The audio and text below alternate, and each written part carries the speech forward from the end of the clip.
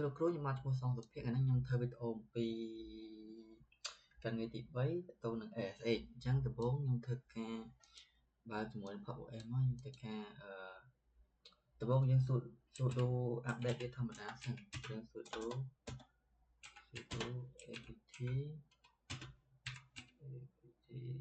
update វាធម្មតាហើយយើងបើក password យើងចូលមកហើយយើងរងចាំវាសិនហើយយើងចូលវាពេញសិនណាចឹងបន្ទាប់ពីយើងរងចាំឲ្យវាពេញហើយ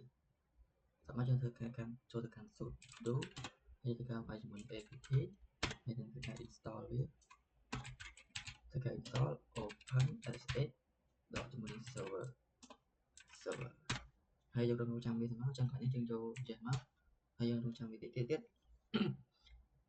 រងចាំវាពេញមក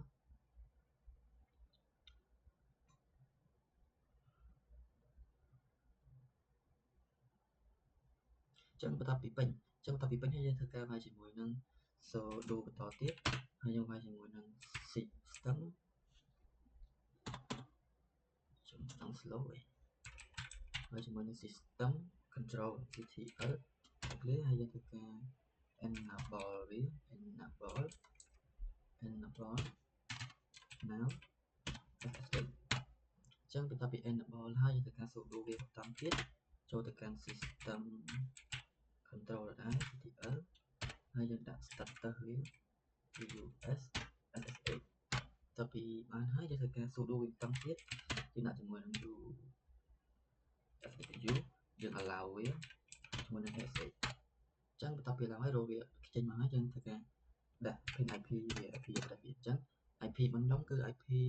127.0.0.1 ចឹងបន្ទាប់ពីបានហើយខ្ញុំធ្វើការបើកជាមួយ new terminal យើងទីសិនខ្ញុំធ្វើការ pin ជាមួយនឹង IP របស់ខ្ញុំហ្នឹងគឺ 127.0.0.1 ចឹង pin យើងគឺស្គាល់គ្នាហើយចឹងបន្ទាប់ពី pin ស្គាល់គ្នា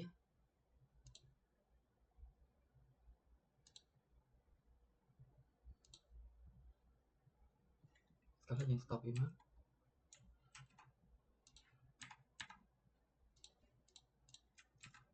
តទៅពី pin យើង stop ហើយយើងទៅខាងបាយជាមួយនឹង sh បាយជាមួយនឹងយុទ្ធនាការរបស់សុភ័ក្រហើយយើង add ហើយបាយpin របស់យើងនឹង 127.0.0.1 យ៉ាអូខ្ញុំវាយកាត់ sorry ខ្ញុំសុំចូលមកទៀតខ្ញុំធ្វើការ sh សុភ័ក្រ add 127.0.0.1 ហើយយើងវាយពាក្យចេះមក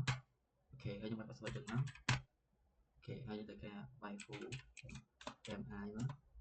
full mi យើងនឹងកាលណាទេហើយបន្ទាប់ពីវាយ full mi យើងដាក់ hostname មកចាំកុំឲ្យចាំវីដេអូហ្នឹងមិនប៉ុណ្ណឹងអរគុណច្រើនលោកគ្រូ